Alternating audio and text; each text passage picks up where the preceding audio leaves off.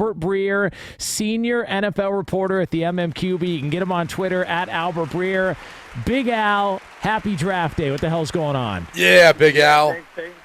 Thanks for the music, too. I appreciate it. Yeah. Not us, man. I don't know why anybody want to put you in a bad mood this early in the morning. But hey, at least you'll have an Ohio State guy go off the board before a Michigan guy. Yeah, how many Michigan guys are going to go in the first round tonight? Probably one, if that. I mean, Mozzie Smith, right? Maybe. Right. And I think we'll have 3 in the top half of the first round. So no excuses next year, Brady. No excuses. All right, so Albert, we got to know the Houston Texans at 2. What are you hearing? It has to be Stroud, What's the right? Yeah, speculation? I think this is sort of down to a defensive player and a quarterback. And I know that sounds simplistic. I think it's Tyree Wilson versus whichever quarterback, and I'm not sure exactly which one it is. But, I think at the beginning of this process and when they started to really drill down on the prospects, I've heard D'Amico Ryan sort of advocated for the idea of taking a defensive player. And if you look, at where he's coming from and, what they were able to accomplish in San Francisco when they went up and got a quarterback, it was Trey Lance. And yet they went to 3 NFC title games in the last 4 years with 2 quarterbacks not named Trey Lance. So, and then, when they spent a pick high on a defensive player, it was Nick Bosa. So, I think D'Amico's only message there is just not to force it. And if the best player there and the biggest difference maker is a defensive player, consider that. And I'm not sure they're settled on it either, guys. They've kept a really tight circle when it comes to this. And so my guess would be Tyree Wilson or C.J. Stroud. We'll see tonight. The interesting thing about Tyree Wilson, and not a lot of people have talked about this, is he's coming off what I think is a Liz Frank injury, isn't he? He is, yeah. I dealt with it. That's a serious deal. It can impact you and the way you move, moving forward. But the only other thing that doesn't make sense to me if D'Amico Ryans is taking that stance is let's just think about this. Because if we're going to say, well, they traded up to take Trey Lance, and they've been able to have success getting deep into the playoffs without him, you can't just go, well, and look, we spent a first-round pick on Nick Bosa, and look what the results are. First off, you spent a first-round pick on Eric Armstead. You originally had spent a first-round pick on DeForest Buckner. You spent a first-round pick on Nick Bosa. You spent a first-round pick on Javon Kinlaw. I mean, you spent first-round picks on every single defensive player that has essentially been on your D-line for the past, 5 years, wherever it's been? Like, you can use that strategy, but then you're going to have to wait another 4 years of you accumulating all this defensive talent up front. Or you can go get a quarterback that's going to help improve your level of play in a guy like C.J. Stroud right away. How does that make any actual logical sense when you think about it? Yeah, I'm with you, Brady. And I think part of it, too, is like if you want to come out of this with a quarterback and an edge rusher, right, I think part of it is the argument, like it might be harder to get an edge rusher with the 12th pick or trading up from the 12th pick than it would be to get a quarterback. And let's say your guy isn't C.J. Stroud, right? Let's say it's Anthony Richardson, or let's say it's Will Levis. Well, then maybe you think, with the 12th pick, you can get that quarterback. That's the logic I've heard on it. Or if you think the quarterbacks are close, if you have those 3 guys ranked close or 2 of the 3 ranked close, maybe you look at it that way. Now, I'd argue, that when it comes to quarterbacks, you probably shouldn't get cute with it, because there's a good chance if you get cute with it that you're going to wind up losing your guy. But I think that's part of the logic here. And I mean, look, they got 2 first-round picks next year, too. I think we all know about the quarterbacks that are going to be coming out next year. So that's part of it. And I'm with you on Tyree Wilson's foot. I think that's a real concern. And I know some teams have failed him. But my understanding is the Texans passed him on the physical, so I think they're okay with it. But it's at least going to limit him in the spring and the summer. And he's going to, again, as you just kind of alluded to there, Brady, those foot injuries, especially the Liz Frank, can be really tricky and they can linger. I can't wear shoes that are I've got to get wide shoes. Everyone says I look like Quasimodo. I'm embarrassed to wear sandals. I mean, I'm telling you, people, that Liz Frank thing, that'll jack you up. I mean, not only with your foot selection, but even your self-esteem the rest of your life. It's a miserable injury to go through. Yeah, and I think it's certainly something that is in consideration, teams that are up there in the top 10.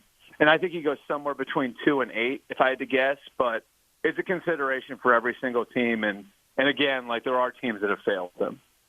What's the story you're highest on going into the draft?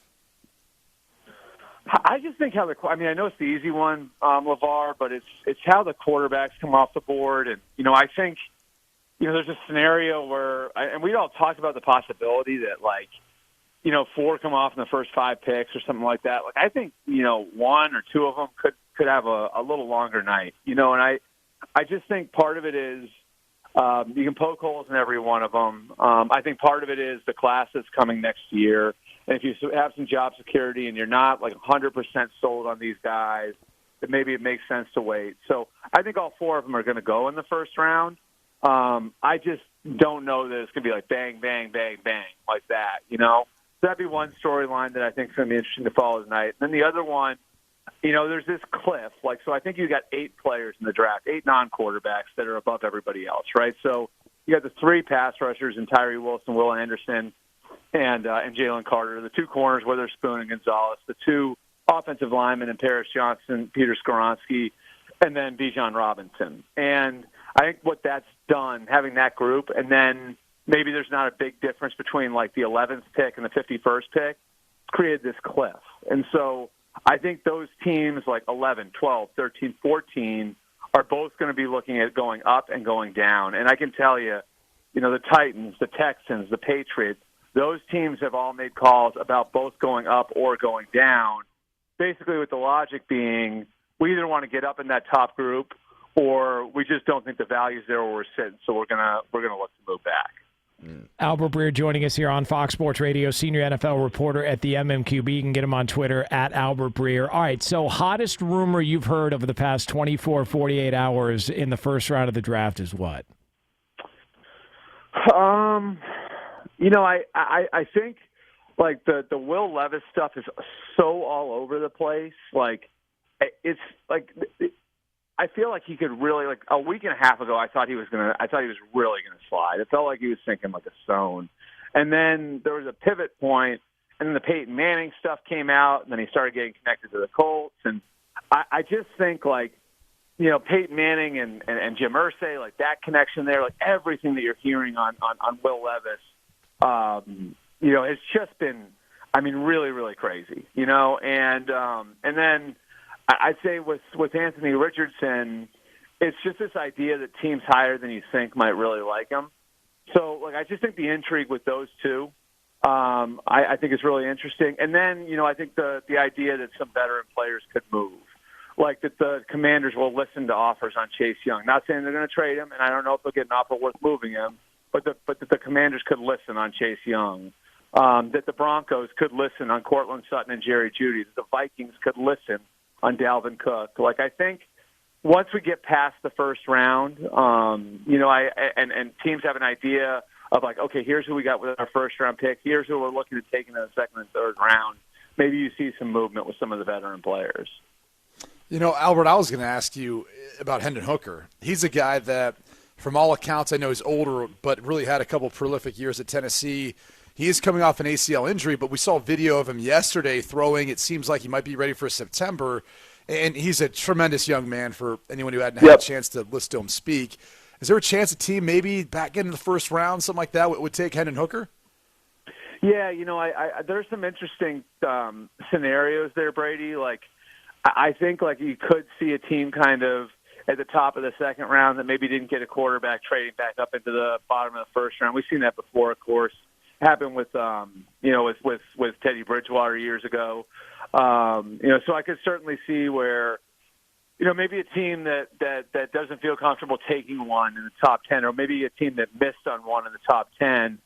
Let's say Indianapolis. Let's say Stroud goes second to Houston. Let's say Stroud goes second to Houston, and then let's say they're not wild about Levis or Richardson. I'm not saying that's the case, but let's just say that if that scenario plays out. Well, the Colts did a lot of work on Hendon Hooker. They had him in at the very beginning of the process on a 30 visit.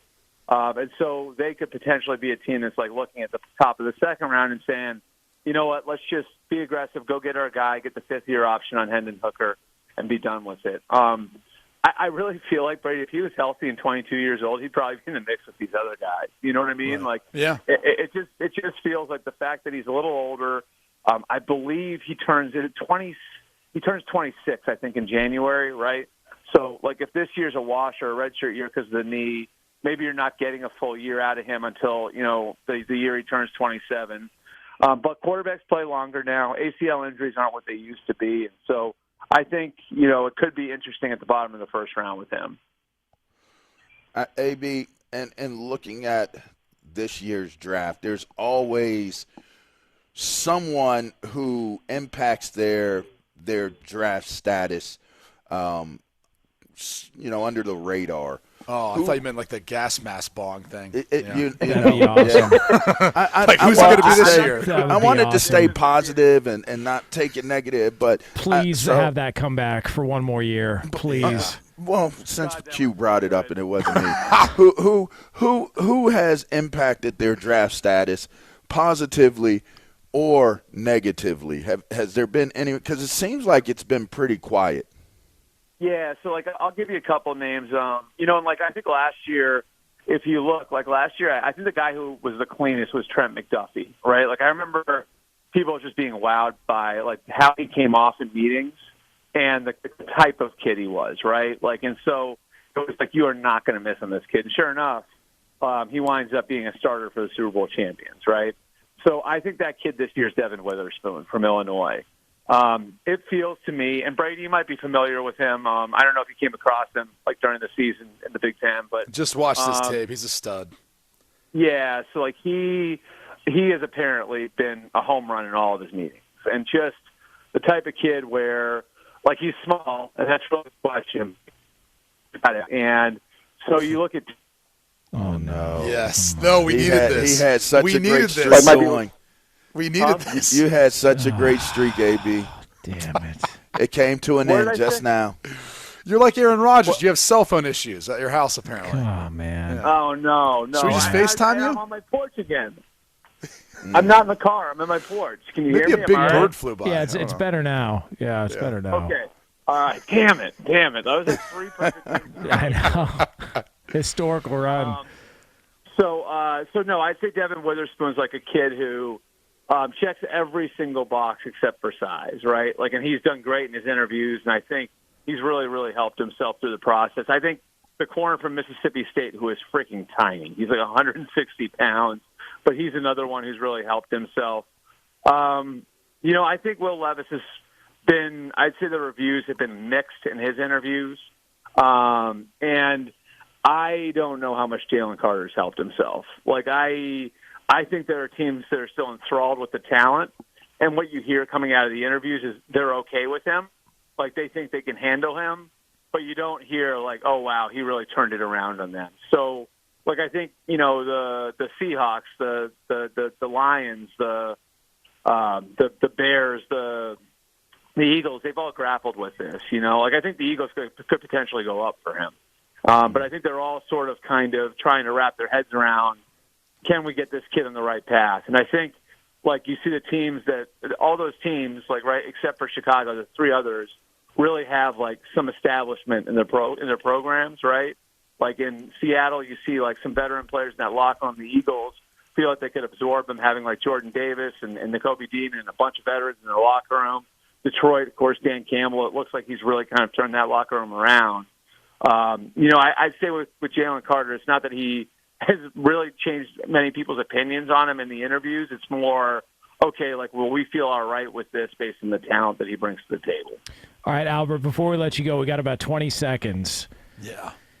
Do you anticipate, and just, off the top of my head, just kind of, spitballing here, do you anticipate there being more or less than 3.5 Ohio State football players selected in the first round tonight?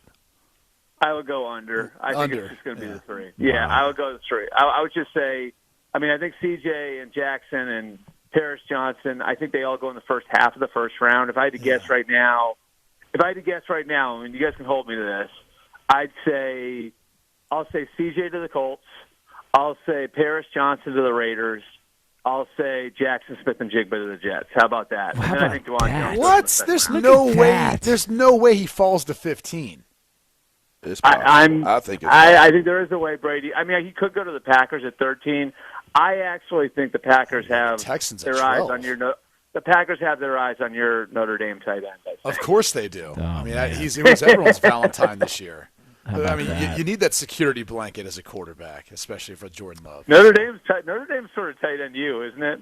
Oh, Yeah, don't I've piss seen this for a LeVar while. off. Yeah, with your guy Fasano. You won't piss me and off. I Rudy think we and- just got a lot of tight ends, though. We got one in We've this had every draft, starting too. tight end since 2004. Notre Dame's been drafted. Every single one. I think Not we've bad, had not it bad. too. Well, I don't Not that for far that back. long. Yeah, Not no. that far back, but pretty far. Like don't. Pretty Your last far two back. tight ends have been good. Yeah, our Gesicki last and, three: Gesicki, Jesse James, Freiermuth.